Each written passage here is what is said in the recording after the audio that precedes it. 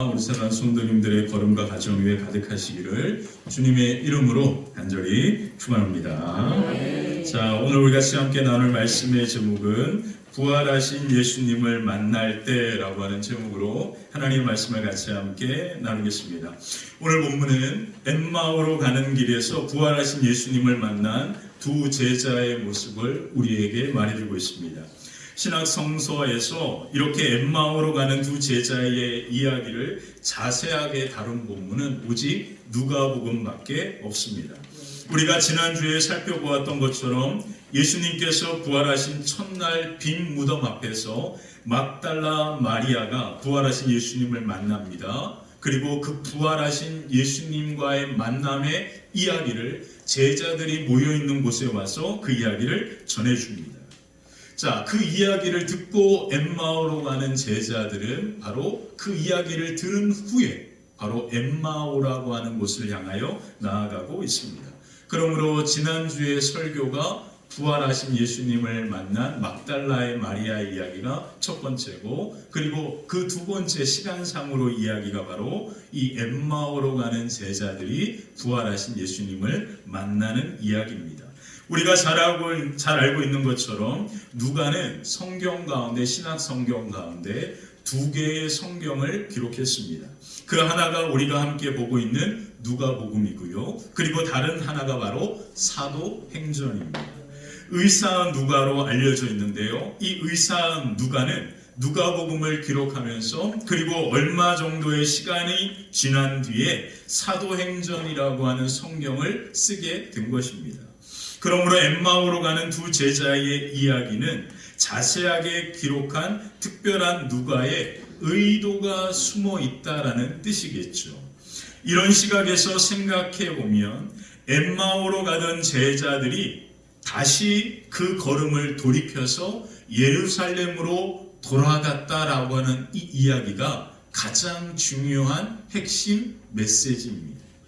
왜 이런 일이 일어났을까요? 그 이유는 단 하나, 바로 그들이 누구를 만났기 때문입니까? 부활하신 예수님을 만났기 때문입니다.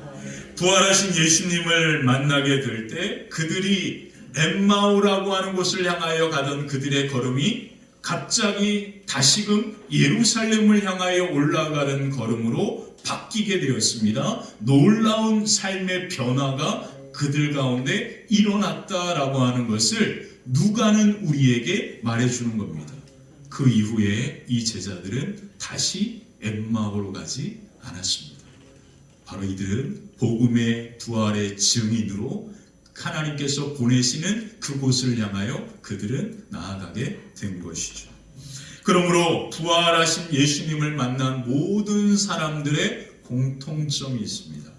우리가 지난주에는 막달라 마리아, 그리고 오늘은 엠마오로 가는 두 제자, 그리고 이제 다음 주에는 도마를 보게 될 거고요. 그리고 베드로를 보게 됩니다.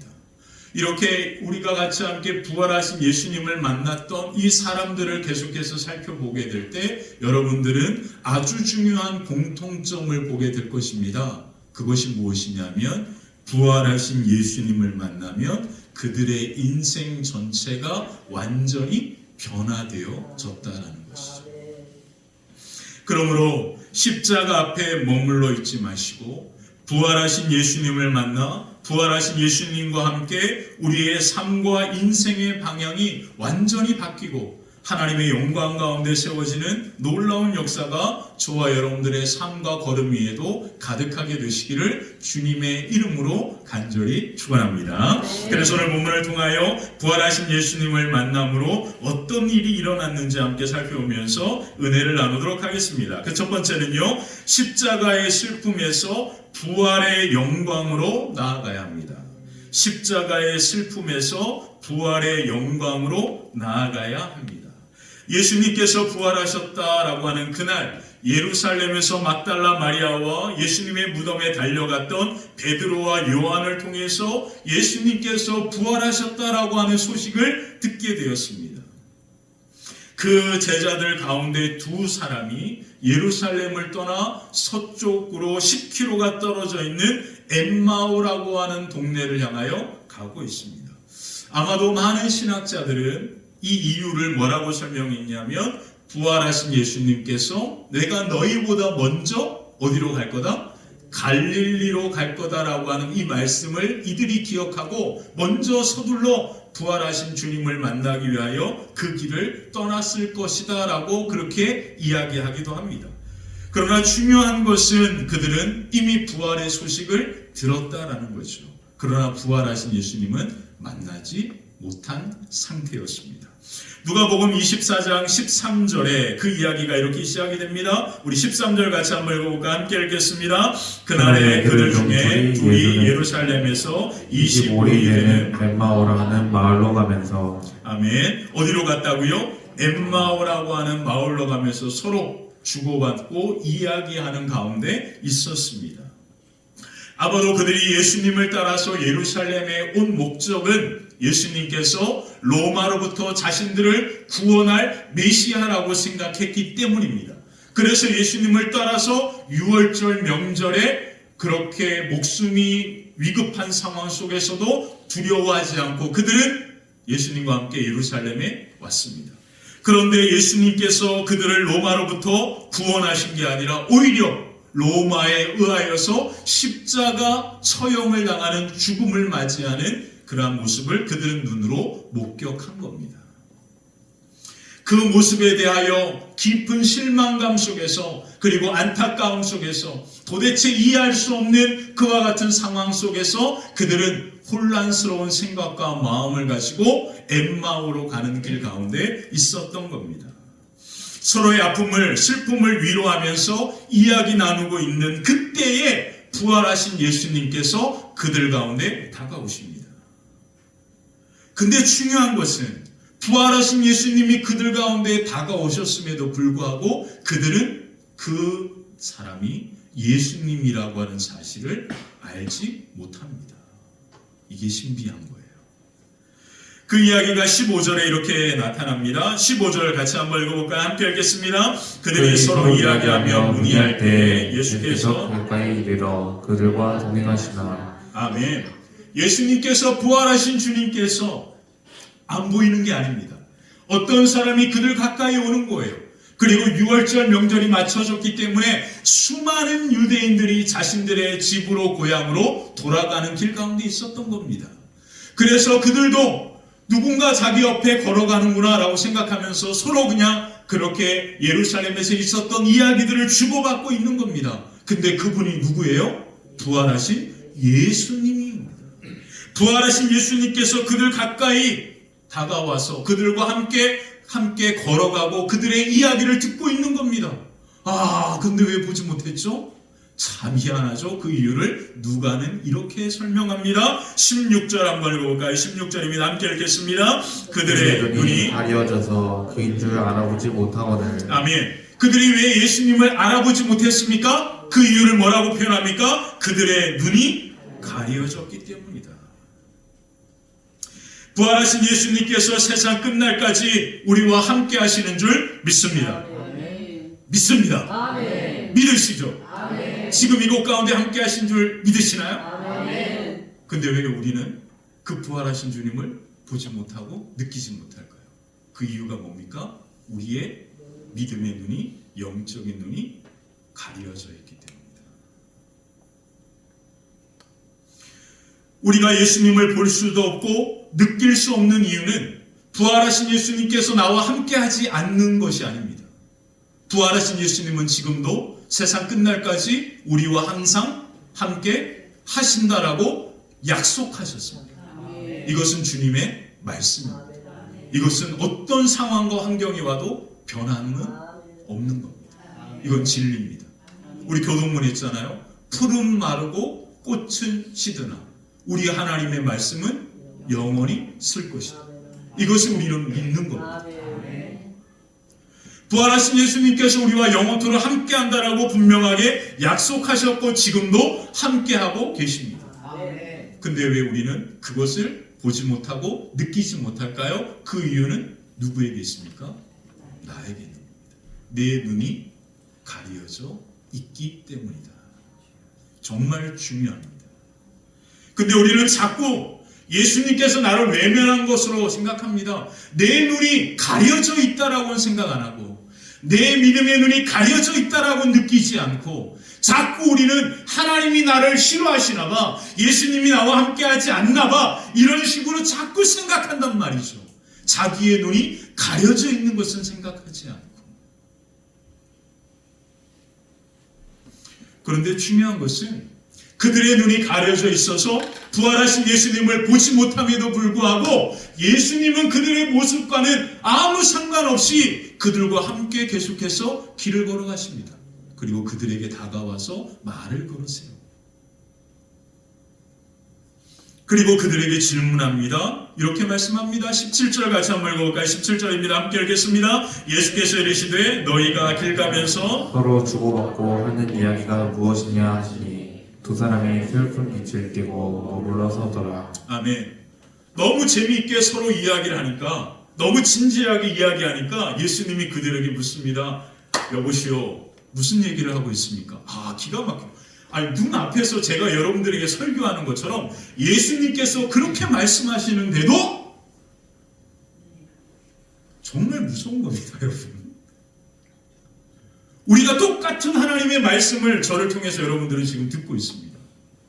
근데 어떤 분들은 이 말씀이 하나님의 말씀으로 믿어지고 우리의 가슴을 치는 분들이 있는가 하면 어떤 분들은 이렇게 생각하는 분들도 있을 겁니다. 오늘 성경이 뭐라고 이야기하죠? 설교하는 저의 문제가 아닙니다. 다 여러분 문제입니다. 계속 저에 대해서 얘기하지 마십시오. 제가 설교 패턴이, 억양이 이렇게 그런 얘기하지 마십시오. 다 여러분들의 문제입니다. 저 너무 오늘 이 말씀 때문에 너무 큰 힘으로 내 문제가 아니구나. 할렐루야. 예수님이 눈앞에 제가 여러분들에게 이야기하는 것처럼 이렇게 말을 하고 있는데도 그들은 그 사람을 보면서도 그 사람이 부활하신 예수님이라고 보지 못했다. 눈이 가려서. 근데 예수님은요, 그게 서운하지도 않으세요. 당연하게 생각하십니다. 그리고 그들에게 물어보는 거, 여보시오, 무슨 얘기를 그렇게 진지하게 재미있게 하고 있습니까? 라고 물어보니까 그 두 사람 중에 한 사람의 이름이 나옵니다. 글로바라고 하는 제자가 그 예수님의 질문에 이렇게 대답합니다. 그러면서 18절부터 24절까지 긴 예루살렘에 있었던 이야기들을 쭉 이야기합니다. 그걸 정리하면 이와 같습니다. 예수님께서 십자가에 못 박히셨고 죽어서 장사되었는데 사흘이 지나서 무덤이 비어있어 그곳에 갔던 막달라 마리아라고 하는 여인이 무덤에서 돌아와서 갑자기 제자들에게 예수님이 부활하셨다라고 그 말을 전했다. 그게 그 내용입니다. 예수님께서 하신 말씀과 같이 예수님께서 부활하셨다라고 하는 소식을 그들이 들었습니다. 그리고 그 예수님께서 아무 죄가 없다라고 하는 것을 그들은 잘 알고 있습니다. 그리고 예수님께서 그렇게 부활하셨다라고 하는 증인들의 이야기까지 그들은 들었습니다. 그런데도 그들은 부활하신 예수님을 믿지 않고 있었습니다. 사랑하는 성도 여러분, 신앙은요, 우리가 아는 것이 아닙니다. 신앙은 우리가 무엇을 믿느냐라고 하는 거예요. 내가, 두 제자가 너무나 잘 알아요, 예수님에 대해서. 그리고 예수님이 십자가를 지시고 부활하셨다라고 하는 이 모든 그러한 일들까지도 다 듣고 알고 있습니다. 심지어 이들은 예수님과 함께 가면서 엄청난 기적을 눈으로 목격했던 사람이기도 합니다. 그 모든 것들을 다 알고 있습니다. 알고 있는데 그들은 부활하신 예수님을 믿지 않고 있습니다. 부활하신 예수님을 믿지 않으니까 부활하신 주님이 그들 앞에 와서 함께하고 이야기함에도 불구하고 그들의 눈에 부활하신 주님이 보이지 않았던 겁니다. 우리에게 중요한 건 뭡니까? 아는 거예요? 들은 겁니까? 내가 믿는 겁니다. 내가 지금 무엇을 믿느냐가 내 눈이 가려졌던 것이 벗어지고 부활하신 주님을 내 눈으로 목격하면서 그 주님과 함께 걸어가는 놀라운 은혜가 우리 가운데 임하게 될 줄 믿습니다. 예수님은요, 그래서 지금 그들과 대화를 하면서 그들의 이와 같은 문제를 해결해 주시고자 원하여 그렇게 계속해서 나아가고 계십니다. 그때 예수께서 두 제자들에게 이렇게 갑자기 말씀하시죠. 그 이야기를 다 듣고 나서 25절에 이런 말씀을 합니다. 25절 한번 읽어볼까? 함께 읽겠습니다. 이르시되 자, 제가 안 읽은 이유는 이게 여러분들의 모습이기 때문에 제가 안 읽은 겁니다. 다시 한번 25절 한번 크게 읽어보세요. 시작! 이르시되 미련하고 선지자들이 말한 모든 것을 마음에 더디 믿는 자들이여. 사랑하는 성도 여러분, 내가 교회 30년, 40년 다닌 거 절대 자랑하지 마십시오. 그게 중요한 게 아닙니다. 내 마음의 믿음이 더딘 것이 중요한 문제입니다. 저는요, 목사입니다. 그리고 목회하면서 정말로 수많은 자기가 그리스도인이라고 하는 교회 다니는 분들 엄청나게 많이 만났습니다. 아마 제가 그냥 스쳐 지나가면서 만난 사람들까지 다 따진다면 정말 어마어마한 사람을 만나게 되었겠죠. 그리고 그렇게 만났습니다. 근데 오늘 말씀을 보니까 교회에 다 다닌다고 해서 부활하신 예수님을 믿는 것은 또 아닌 것 같아요. 지금 우리가 멀쩡하게 지금 앉아서 설교를 들으시지만 이 자리에 있지만 우리 모두가 부활하신 예수님을 다 믿어서 그리고 그 부활하신 예수님을 눈으로 보고 이 자리에 앉아 있는 건 아니다라는 의미입니다.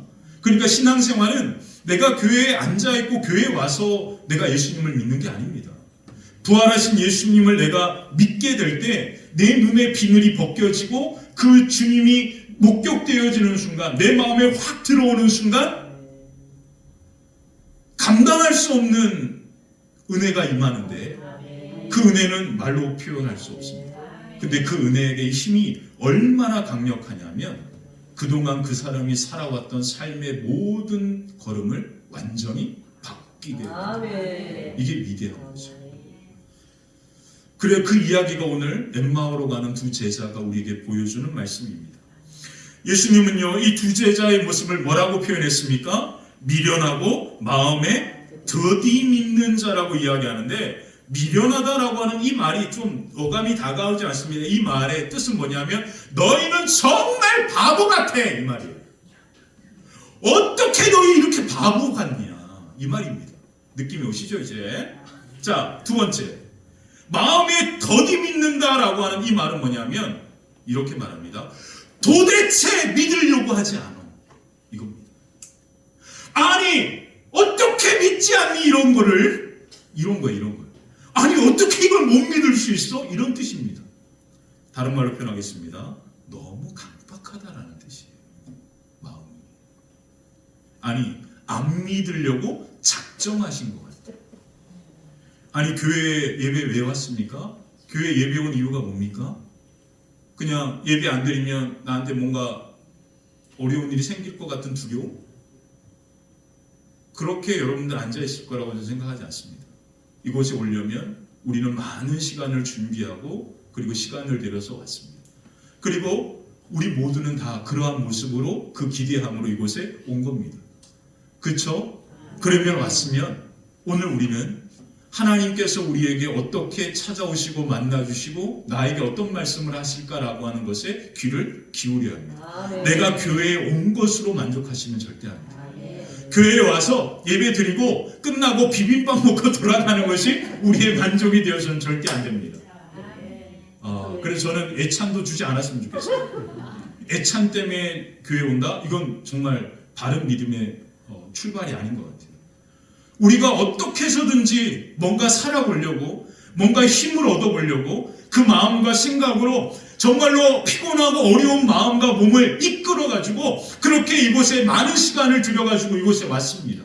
그러면요 앉아 있습니다. 그러면요 하나님께서 내게 어떤 말씀을 하실까라고 하는 귀를 열어서 그 말을 바라보면서 들어야죠. 그것이 우리가 이곳에 온 우리의 수고함에 대한 우리의 바른 태도와 모습인 것 같아요. 그렇죠?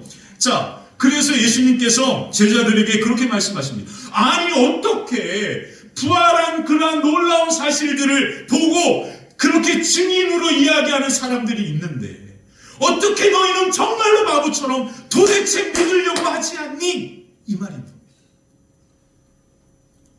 어리석게도 도무지 예수님의 말씀을 믿으려고 하지 않는, 아예 믿지 않기로 작정하고 지금 그렇게 살아간다는 뜻이겠죠. 그 모습이 그들의 눈을 가리었던 겁니다. 그러니까 들을 수가 없는 거예요. 사랑하는 성도 여러분, 정말 중요합니다. 부활하신 예수님께서 그들 가운데 찾아오셔서 함께 했습니다. 근데 그들의 눈을 까뒤집으신 건 아니잖아요. 너무 중요한 거 아닙니까? 하나님은요, 우리의 마음과 우리의 생각을 절대적으로 존중해 주시는 분입니다. 우리 스스로가 믿으려고 할 때 우리의 마음이 확 열리게 됩니다. 이게 믿음의 출발입니다. 그러므로 이 두 제자의 문제는 믿음의 문제였습니다. 도대체 하나님께서, 예수님께서 부활하신 그 영광의 역사를 듣고 알았음에도 불구하고 믿으려고 하지 않았던 그들의 문제를 예수님이 이렇게 안타깝게 이야기하는 것이죠. 그러므로 부활하신 예수님은요, 오직 믿음으로만 볼 수 있는 겁니다. 우리가 어떤 감정적인 것으로나 어떤 우리의 시선에 뭔가가 보여진다라고 하면 병원 가셔야 합니다. 부활하신 주님을 보는 방법은 단 하나, 믿음입니다. 우리가 예수님께서 부활하셨다라고 하는 사실을 믿고 인정하는 순간 부활의 예수님이 내 마음에 훅 들어오는 겁니다. 이해되시죠? 그냥 우리는 믿기로 결정하는 것뿐이에요. 아, 내가 부활하신 예수님을 믿습니다라고 믿고 결정하고 고백하는 순간 부활하신 예수님이 내 마음에 훅 들어와서요, 내 마음에서 역사하기 시작하면서 내가 걸어갔던 그 걸음이 완전히 바뀌어지고 변화되기 시작하는 겁니다. 자, 바꿔서 말하겠습니다. 부활하신 예수님께서 여러분들과 함께 하신 줄 믿으십니까? 아멘이시죠? 그러면 여러분들의 삶은 어떤 걸음이 바뀌어졌습니까? 그 다음 이겁니다. 부활하신 예수님을 내가 믿습니다. 그리고 부활하신 예수님이 내 마음에 훅 들어왔어요. 그러면 그들의 삶의 걸음의 방향이 완전히 변화되고 바뀌게 되는 겁니다. 그러면 여러분들은 지금 어떤 변화가 있으셨냐라는 거예요.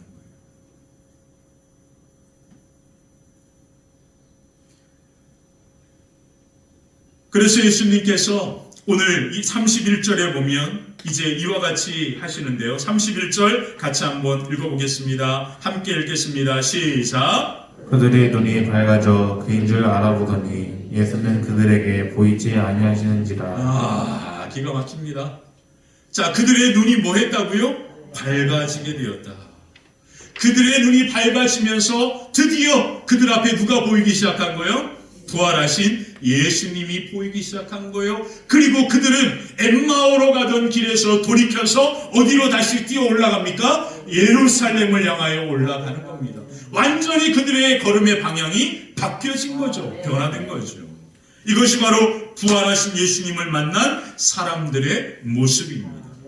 그러므로 오늘 우리가 부활하신 예수님을 우리가 믿고 또 그 예수님께서 우리의 마음에 훅 들어와서 저와 여러분들의 삶 가운데 임마누엘의 주님이 함께 하심으로 말미암아 우리의 삶의 걸음이 변화되는 놀라운 역사가 저와 여러분 가운데 가득하게 되시기를 주님의 이름으로 간절히 축원합니다. 아멘. 여러분 혹시 세계적인 테너 가수 안드레아 보첼리라고 하는 분을 아십니까?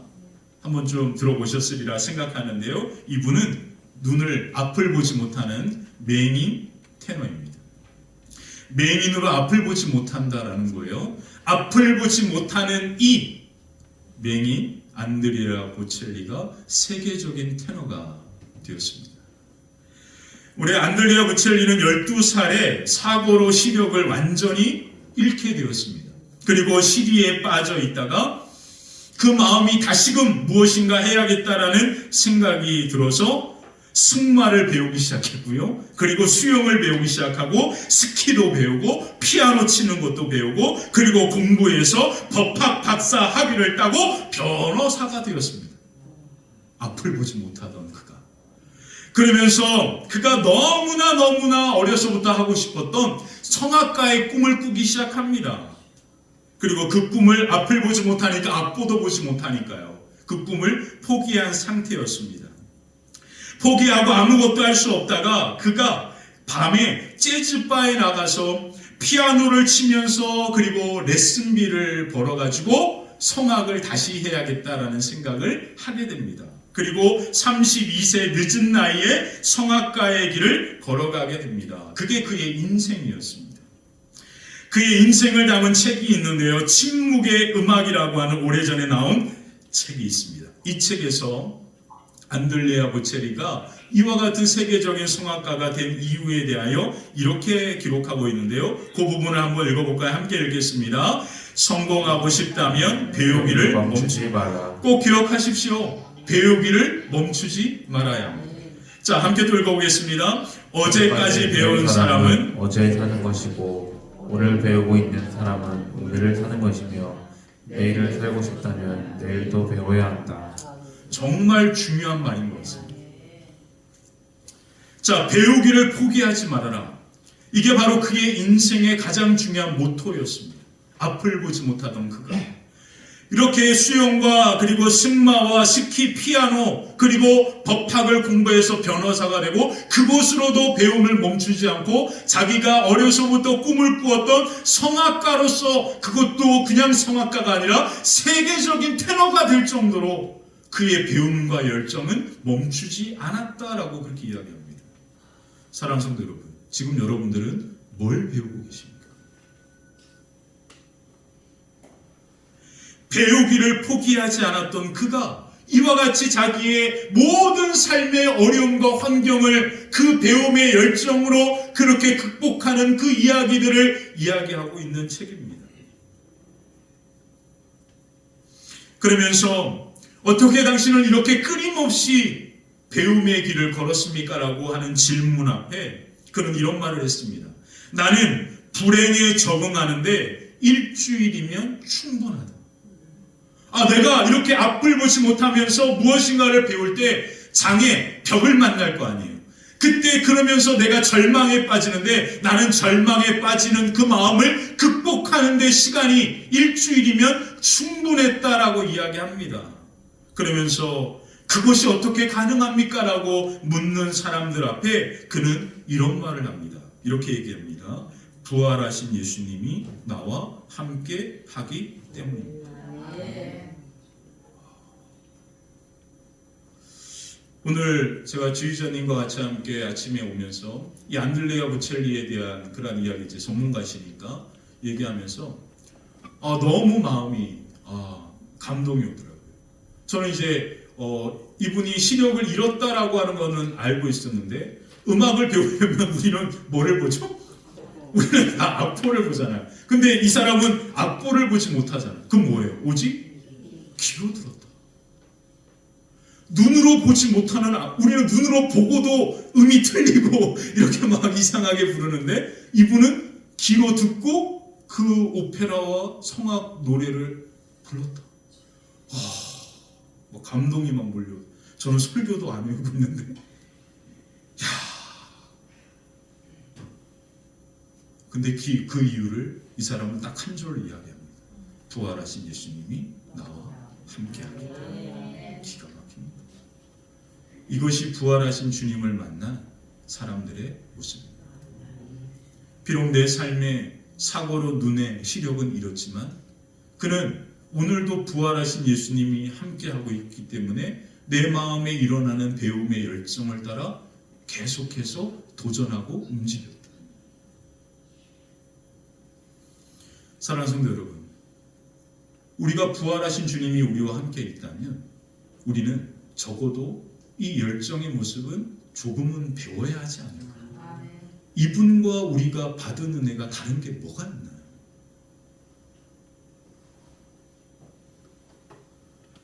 오늘 부활하신 주님이 우리와 함께 하시고, 오늘 임마누엘의 영광이 우리 안에 있다면 우리는 오늘도 무엇인가 배워서 또 다른 영향력, 또 다른 도움을 주기 위하여 그렇게 움직이는 그러한 삶이 되어지게 될 겁니다. 자, 두 번째, 말씀으로 마음에 불을 붙여야 합니다. 이 어리석은 제자들의 믿음이 없는 그 모습을 예수님께서 해결하신 것은 뭐냐면 바로 이렇게 해결하셨습니다. 바로 27절을 같이 한번 읽어볼까요? 27절입니다. 함께 읽겠습니다. 이에 모세와 모든 선지자의 글로 시작하여 모든 성경에 쓴 바 자기에 관한 것을 자세히 설명하시니라. 예수님께서 하나님의 말씀을 그들에게 자세하게 뭐 하셨다고요? 설명하셨다. 저처럼 이렇게 설교한 겁니다. 예수님도. 저처럼 막 힘있게, 저는 예수님이 아니니까 어떻게 해서든지 힘을 줘서 막 이렇게 해도 예수님은 어떻게 하셨을까요? 부드럽게 그냥 하신 것 같아요.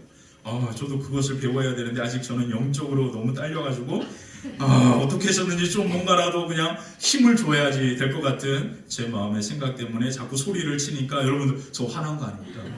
절대 그런 거 아니에요. 그러니까 제가 그냥 그렇게 하는 거니까 이해해 주세요. 예수님은 그냥 말씀을 제자들에게 하나님 말씀을 그냥 이렇게 쫙 이렇게 얘기해 주시는 거예요. 설명해 주시는 거예요. 예수님께서 자세하게 그 말씀들을 설명해 줍니다. 그 말씀을 듣고 제자들이 어떤 반응을 했냐면 32절에 보니까 이런 반응을 했습니다. 32절 한번 읽어볼게요. 시작.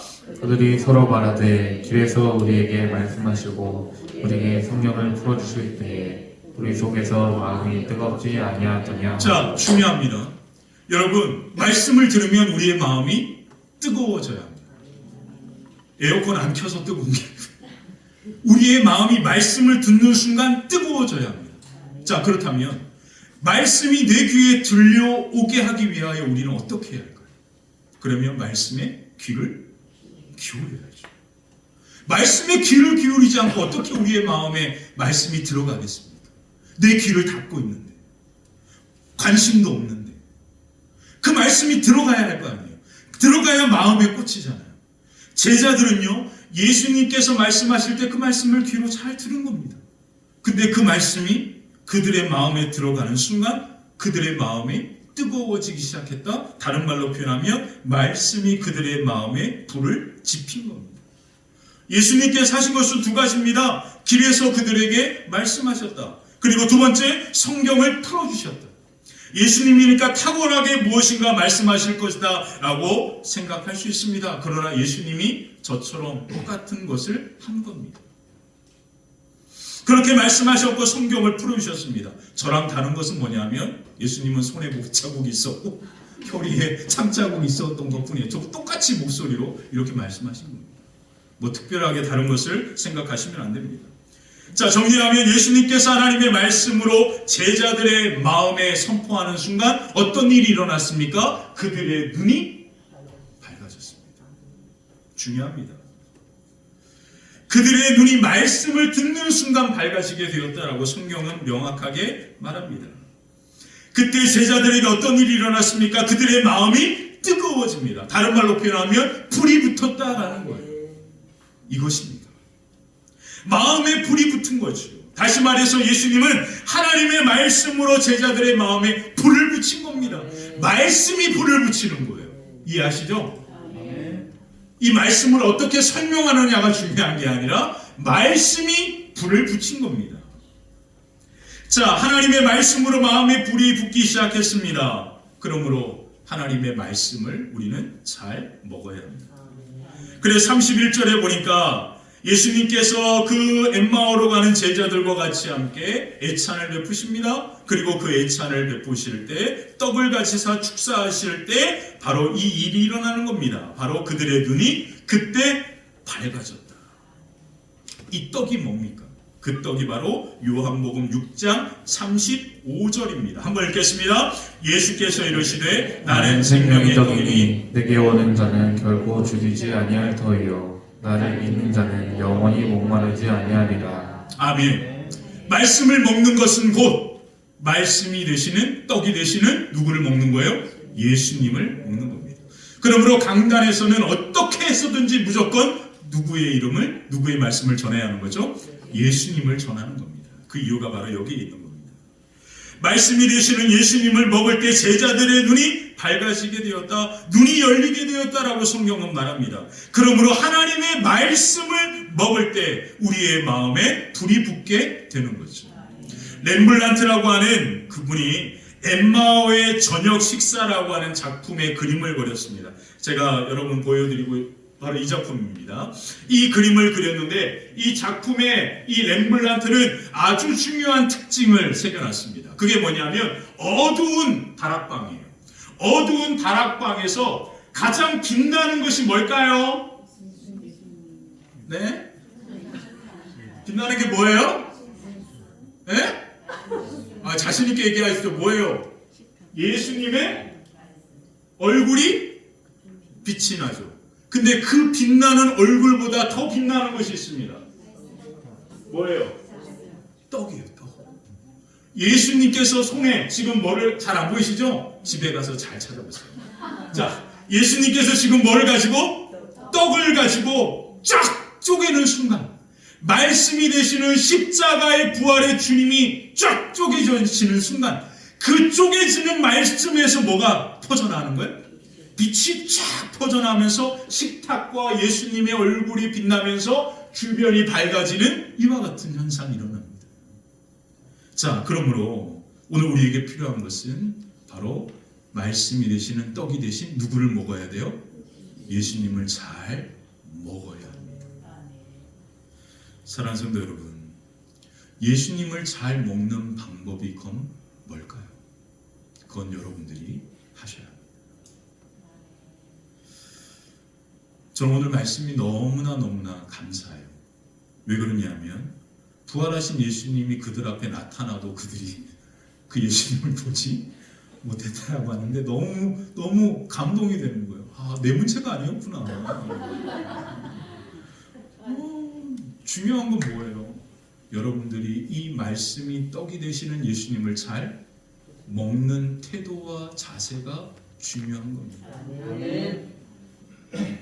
그러므로 예배에 참여하는 여러분들의 마음과 태도가 어떠냐에 따라서 여러분들의 눈이 그리고 이 말씀을 통하여 마음이 뜨거워지고 눈이 밝아져서 부활하신 주님을 볼 수도 있고 여러분들이 지금 어떤 마음과 태도로 이 말씀이 되시는 예수님을 먹느냐에 따라서 여러분들은 그냥 오늘 이 시간 산에 등산한 사람들처럼 교회에 올라왔다가 그냥 가는 것과 같을 수도 있는 겁니다. 사랑하는 성도 여러분, 정말 중요합니다. 오늘 이 엠마오로 가는 제자가 우리에게 보여주는 그것이 바로 이 의미예요. 그래서 유진 피터스는 이 책을 먹으라라고 이 책을 먹으라, 말씀을 먹으라고 하는 뜻이겠죠. 그 책에서 이런 말을 했습니다. 요한계시록 10장 10절에 보면 내 입에 꿀같이 달아 먹은 후에 내 배에서 쓰게 될 것이다. 하나님의 말씀은 이렇다라는 거예요. 내 입에는 단 것처럼 그렇게 느껴지면서 먹었는데 그 말씀이 내 안에 들어가는 순간 내 안에서 그 말씀이 역사하고 움직이는 순간 엄청나게 괴로워진다. 왜 그러냐면 그 말씀이 내 삶의 걸음을 바꾸려고 하기 때문이죠. 그래서 유진 피터스는 이런 말을 했습니다. 그리스도인은 성경을 먹고 산다. 성경은 음식이 인간의 몸에 영양분을 주듯이 거룩한 공동체에 영양분을 준다. 식탁으로 와서 이 책을 먹으라. 이 책에 나오는 모든 단어가 우리 안에 무엇인가를 할 것이기 때문이다. 우리의 영혼과 몸에 건강함과 온전함, 생명력과 거룩함을 주게 된다. 그래서 이 말씀을 먹으라고 이야기합니다. 오늘 여러분들이 먹는 하나님의 말씀, 그 생명의 떡이 여러분들 안에 여러분들의 눈을 밝히고 부활하신 생명의 주님을 보고 주의 영광 가운데 세워지는 은혜가 가득하게 될 줄 믿습니다. 그래서 세 번째, 부활하신 주님을 만나면 길이 바뀌게 됩니다. 길이 바뀐다. 하나님의 말씀으로 눈이 밝아져 부활하신 예수님을 만난 제자들에게 일어난 가장 큰 변화가 무엇입니까? 그들이 가는 길이 바뀌었다라는 거예요.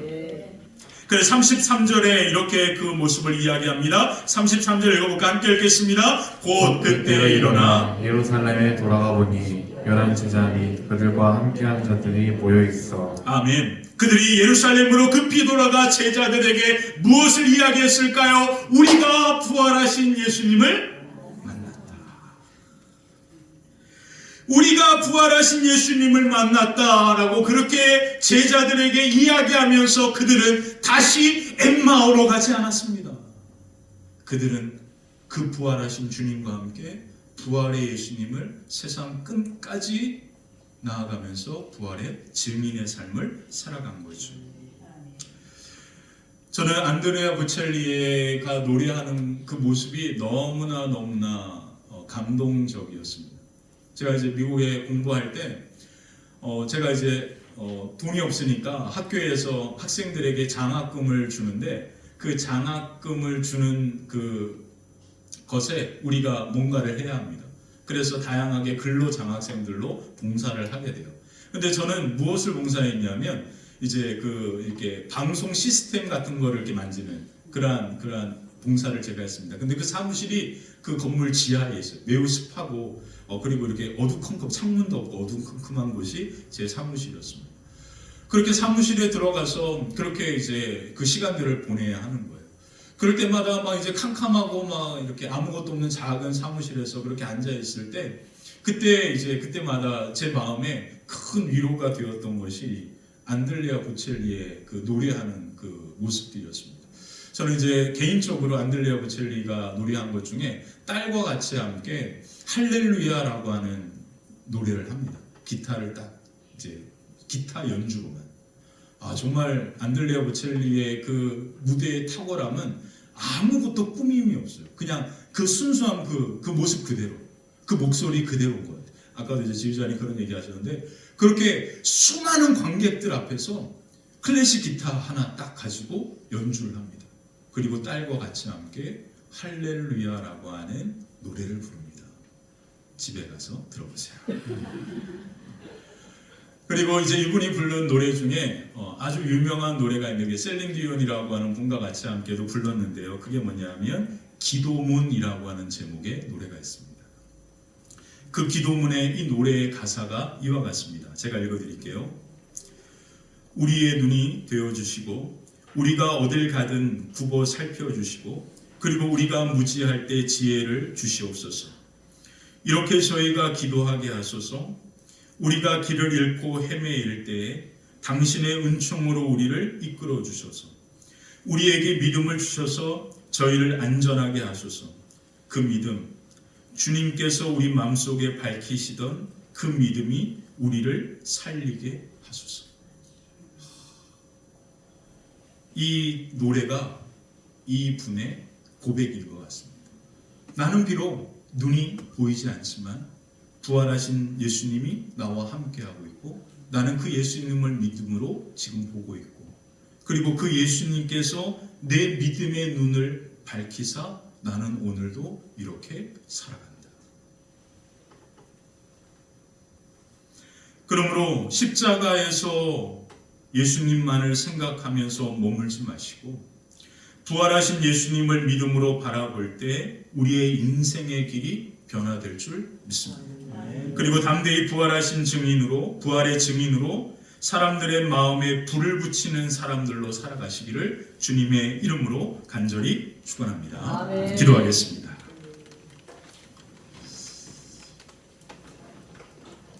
부활의 주님, 오늘도 부활하신 주님